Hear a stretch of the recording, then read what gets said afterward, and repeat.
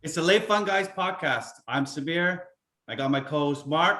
What up? Go Habs, go. Go Habs, go Mark. Game one did not turn out what we thought it would. Definitely a disappointment for Habs fans. We lost 4-1. If you look at the stats, we're right there with Vegas in terms of shots. We actually beat them in the face-off circle. We had a power play goal. We were perfect on the PK. We stopped Vegas 0 for 4. That was a really tough second period stretch. Even in hits, we actually out hit Vegas, and we're right there with blocks.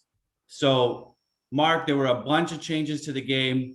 Fans in the building for the first time, playing a new team for the first time this season, and having a 7-day break and a couple of lineup changes, including missing one of your best defensemen in Petrie. How do you explain this loss? Well, it all got off to a great start. The fans were into it, but the players really fed off that. And you could see that. They came out fighting. They came out. Gallagher had a great chance. Fleury stoned him. Every one of the lines was really putting a lot of pressure on the Vegas D. And that was really a great sight to see. But literally that first chance Vegas gets, McNabb, the perfect pass to Theodore, screenshot. Price there was so many of those screens. That was a real issue the entire game, but that was a taste of what was to come. Price played phenomenal, but it wasn't enough. And they got rattled after that, slowly but surely. You mentioned, Samir, perfect on the PK, which was a great job on their part. But the problem was that killed all their momentum. Something like 3 or 4 in a row. And they didn't have it after that. It's just their bubble got deflated a little bit, and it wasn't until their goalie got pulled with about 5 minutes left in the third that they really started to attack again. And so, but Vegas just played the Canadiens' way. You could tell they're more talented, forechecking, so many chances from the forwards. But really, what did it was their defensemen. 3 defensemen got goals. They loved going up, like sneaking up. Pietrangelo had a great chance that fell off his stick. Holden snuck in, scored that goal. One of them was just a seeing. After Caulfield scored, that seeing eye shot was really, they just brought it to one goal. And there's definitely a lot to unpack, Mark, in this game. So much unpacked. If I were to sum it up, Vegas is one opportunistic team. And you notice this against the series against Colorado. Colorado had tons of momentum, chance after chance in their zone. Vegas gets the puck out and they score. And what happened in the game? First 6.5 minutes, we were dominating. Marc-Andre Fleury looked shaky. We were in his crease. We were getting chances, rebounds, making his life miserable. Vegas gets out of the zone 6.5 minutes later. Their first real chance of the game, score. Yeah. And that's what makes this team. And it was off a face-off too. It was off a face-off. It was off a face-off. It was off an icing. Gustafsson made that icing play. They were exhausted. The Suzuki line was on. Great matchup by DeBar. And they ended up putting it in. And that really shook the Habs. So let's break this down, Mark. Let's start with the D. You touched upon it. Vegas's D core, 6 points in the game. Those 6 players and Peter DeBar, how he likes to run his D, they were involved in every single play, and they make it very tough for Montreal to get out of the zone. Is there an answer for this? Yeah, Canadiens had no answer clearly in that middle part of the game. They just played that neutral zone.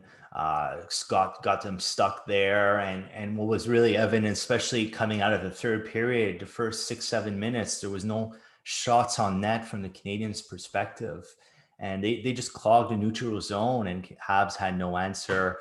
That starts with their defense, really. That can attack also. Canadiens have couldn't match that, and clearly they missed Petrie in this game, who could provide something close there. So that is certainly I want to talk about that for a little bit more. So everyone says, is one player going to lose you a series? And a lot of the experts are saying Petrie out of the lineup shouldn't lose you the series. It's not a one-man team. It doesn't make a difference. But the guy is your best defenseman all season. He is gifted defensively, gifted offensively, moves the puck extremely well, plays a ton of minutes, almost 25 minutes a game, especially how they're running this since the beginning of the playoffs. Not having him in the lineup hurts. And I think that hurts if Sherratt's not in there, or if Weber's not in there, or Edmondson's not in there. Any of those four out really makes it difficult for Montreal's defense. well, it means guys have to step up. Guys have to step up and they get additional. How can you replace ice time. Petrie's talent? You can't step up. No, we know that, but the guys still had to fill up the minutes yesterday. And we saw guys like Romanov, who did a monster hit on Pietrangelo. That was great to see. He looked good. He looked good out there. I was really impressed with his game. I think he was -2, but that hit on Pietrangelo was Kulak didn't, Samir. Kulak, to me, it looked like the moment was too big for him. He was there. He just didn't look right. And Gustafsson too. He's great on the power play, but that goal, he was just sitting there screening Price. He couldn't get Stone out of the way. That was costly. And even he sort of caused the icing, allowing them to come into the zone. And then they had to clear the puck out. So I really didn't like. You saw Gustafsson's warts there, and Kulak at the moment just looked too big for him on the ice there for a couple goals too. So I think like I said, Kulak has 9 out of 10. He plays 9 games out of 10 very well, and I think yesterday you can chalk that up to the 10th.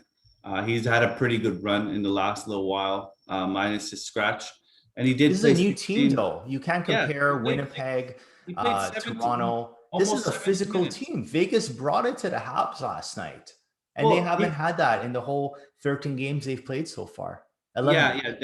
Definitely agree that, and we'll get to that in a sec with the forwards. But just to wrap up the decor here, Kulak played 17 minutes. That's 5 to 7 more than he normally plays. And he was playing against tougher opponents, so he's a great third line pairing.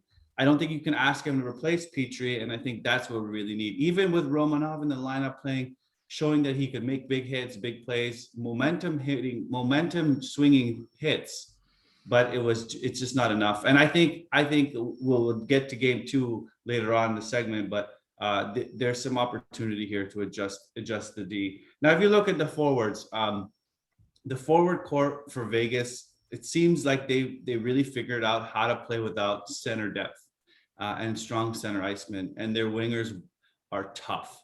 And they are, every time they're in the zone, they're punishing Montreal's defensemen, hit after hit. And it came to a point where you could see Weber, before even touching the puck, looking around in case he might get hit, because he was worried that someone's going to come in from left or right or behind him. And that means you slow the transition game out of your zone. And the forwards aren't helping to slow Vegas down to get it once they get into the zone. So, and then you look at our forwards, like the big power forwards that we're talking about. Josh Anderson, where is he? -2 in the game. On Josh Anderson, I noticed him more this game. I just think he wasn't fed. I don't think KK had a great game. He lost a lot of puck battles with Paul Byron there. I think just KK just got exploited a little bit. And he's a young player. That happens, but hopefully we'll see better from him. But he's really that key, being at the center to feed Anderson. Yeah, and I think it that whole lot, the 2 young lines of Suzuki and Kakanyemi didn't have a great game. I think that the no line was good. They were 0 plus minus of 0 throughout the game, but the other 2 lines were -2. But Cole Caulfield gets his first goal. He had 3 great chances. Marc-Andre Fleury robbed him of 2 of them, but one of them he was able to bury on the power play. So that was a nice thing to see.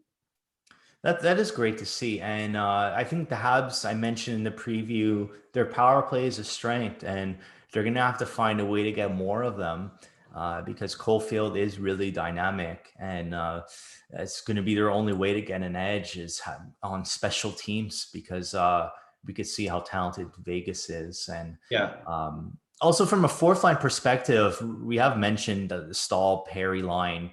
Armia has been great. I didn't find they were that good game 4. We saw Reeves and the Nicola Waugh line. They were very good. Even their coach, DeBoer, mentioned the Waugh line and Janmark was the best line. I think that's troublesome for the Canadians if that's their best line. Who knows for the future games?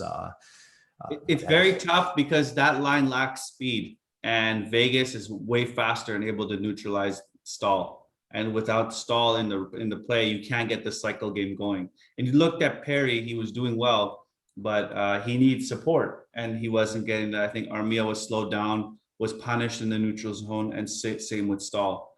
And then, if you look at the forwards for Vegas, how great are they, Mark, at getting the puck from one side of the ice to the other? It's a smooth pass through the zone and from one winger to the other, or from one left side to the right side, getting Carey Price off and having to slide across. I mean, tons of goals, tons of chances were scored that way. A couple of goals were like that. Yeah, Alex Tuck How do had you some great stop those chances passes? too. How do you stop the cross ice? They're just finding a seam. They found so many open seams. Yeah, and that's I mean that's a testament to the talent. We newly had the edge in wingers. They missed tons of great chances. Alex Tuck was one example. They're just gonna have to try to stop that and play like they did in the first period, really to put the pressure on Vegas in their own zone, as opposed to letting it in the Habs zone. Because if not, they're eventually going to capitalize. It's very tough. It's a very tough play to stop when the puck goes that fast from one side to the other. And even if you look at like how the defense jump in on the rush for Vegas, that Theodore fake slap pass hesitation and then passing it off was incredible play. Like he even tapped his stick on the ice and slowed his stick down from, and the puck went forward. So Price was completely engaged in that play. And that leads us to the goaltending. You look at the way that the goaltenders play. Carey Price let in 4 goals. Was he not on his game? Oh, he was on his game, but I mean, well, you can't really blame him for any of them. He made some key saves. I think it would have even been a blowout had he not been in nets. They He made just, incredible stops. The one against Mark Stone was phenomenal. yeah. He's in his head for sure. But they found a way to break him. I mean, they're getting the pucks from one side to the other way faster than what he's used to.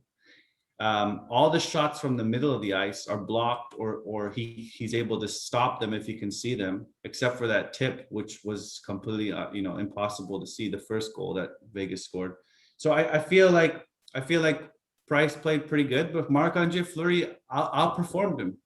He definitely outperformed him because Montreal had a lot of good chances in this game, and Marc-Andre Fleury was able to stop the puck, and you see how Vegas's entire team collapses in front of them. They need to get more in Fleury's grill, like they did Gallagher. They got in his face, get him off his feathers, ruffle his feathers a little bit, and they're going to need to do that not just for 10 minutes, but they should have continued that. We don't know why.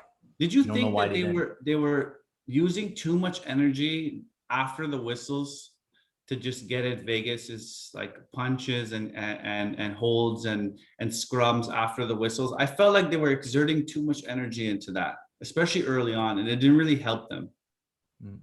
Yeah, I mean, you're playing a new team. I think we should look into game 2. It's all about adjustments, right? The Habs certainly adjusted against the Leafs, and they're going to have to do so against the Golden Knights and make some key changes. What would you suggest that they do? Sorry, game 2 is going to be a game full of adjustments, and I think let's do this in a bit of an organized fashion. So for sure, lineups. When you look across the lineups, I I think we need to make some changes on D, right? And I think you would agree with that. So let's talk that through. Petrie, he should, if he's healthy, he's got to be in the lineup. Do you agree? Oh, 100%, 100%. Yeah, that's an easy one. Okay, now we look at the guys on the bubble. So I know you didn't like Kulak's game. You didn't like Gustafson's game. We both liked Romanov's game. If you had to pick between those guys, who you taking in the lineup? I'm bringing Merrill in. Oh, you're not even keeping any of those three. I'm getting Kulak out of there. I don't think he can handle the moment. I know he's had a great playoff, but this is different. This is Vegas. This is a more physical team. So I bring Merrill in, a steady hand, steady defensive guy, someone who help the bleeding, really just get the puck out of the zone and just provide some defensive stability. So Merrill in for Kulak. And I think Gustafsson has to get out of there too, really. He's a liability on defense. I know he helps the power play, but I think they're fine with Cole Caulfield there, and ideally Petrie. So I would bring in Petrie and bring out Gustafsson and out Kulak in Merrill. So if I'm looking at the lineups for D, my depth chart is definitely Petrie number one. If you're going to talk about the second guys, Kulak, I'd like to see him in. He gets the most time out of the zone.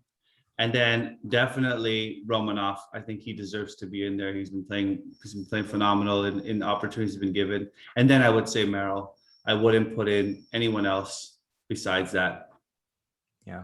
At this point. Now on forwards, I don't think I'd like to see any changes to the forward core. I think I don't even think Tatar would help at this point.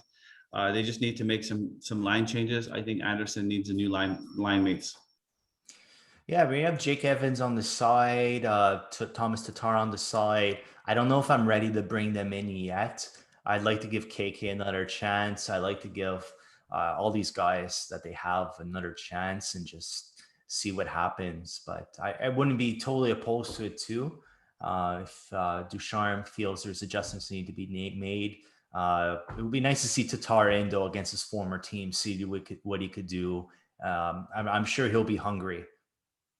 Yeah, I think that's probably true, but is it worth the risk? I think guys like Evans are higher in the depth chart. Maybe I could see him replacing Lehkonen, who didn't have such a great game, I thought, as compared to his previous series in Winnipeg.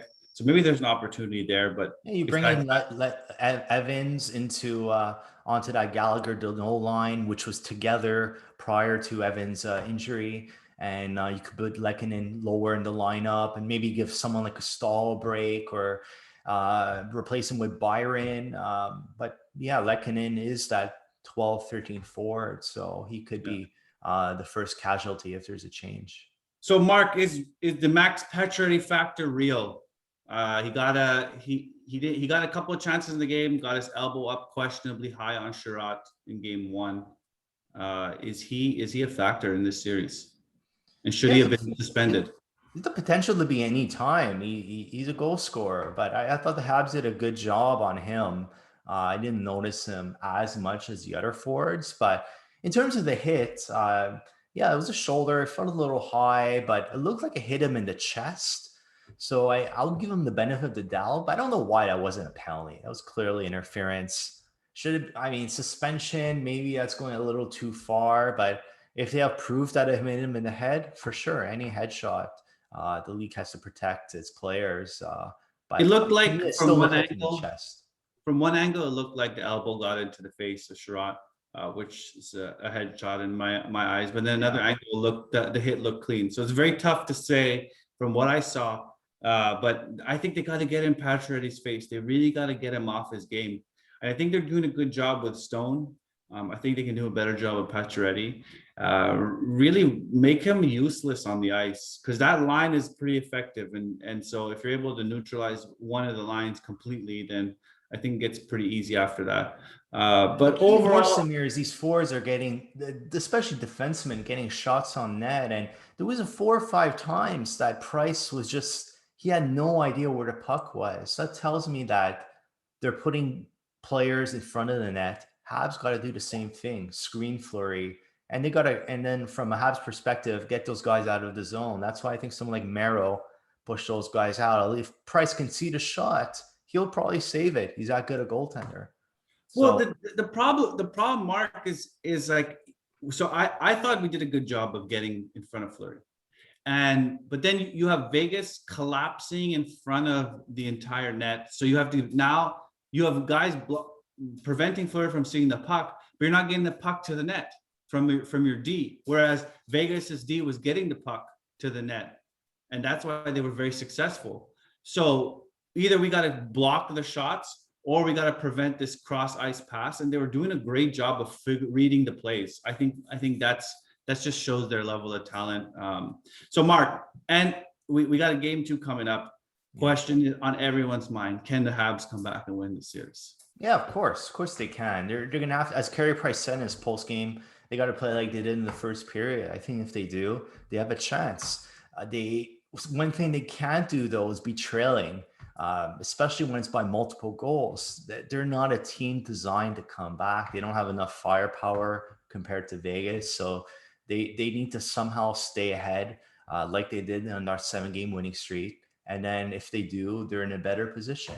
But trailing is not really an option against a more talented team.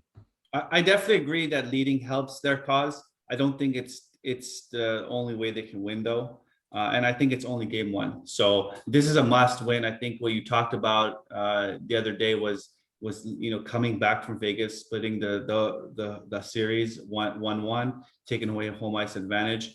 I think if they can get away with doing that in game 2, we'll be in a very good position to take this series pretty far. If they go down 2-0, it's going to be a really tough game 3 at home. So I'd like to, hopefully they can turn it around and make those adjustments in time. And I think it's possible. I don't think this Habs team is looking that out of funk. I think it's just a couple of mental adjustments, and we have to remember they were off for a week. So being off for a week really changes, your competition level and that subconscious mind of yours when you're going on the ice and what you need to do. So I think figuring that, losing 4-1 is exactly what they needed to get back in shape and bring it to Vegas. But I think we do have a chance, and I don't see the gap as far as the regular season standings led us to believe. Yeah, at the end of the day, game 2, I mean, if they do lose game 2, you're still in the series as long as you still have to go home afterwards. But they'd be doing themselves a favor to win game 2, obviously. And just coming out strong like they did period 1 of game 1, but continuing on, stay out of the penalty box though. They're very good penalty killers, but they have to limit the penalties because that killed the momentum. And that gives Vegas life. So disciplined hockey and just mess up Fleury, man. So game 2, Wednesday, 9 p.m. Eastern. Sucks for you Eastern guys because the game ends around midnight. 6 p.m. Pacific for us West Coast. Hopefully later. Hopefully we'll see some overtime. That'll be. I guess you want to call in sick to work the next day. That'll be okay. Hey, as long you as have a lot of sick days. You have a lot of sick win. I'll be happy the next day.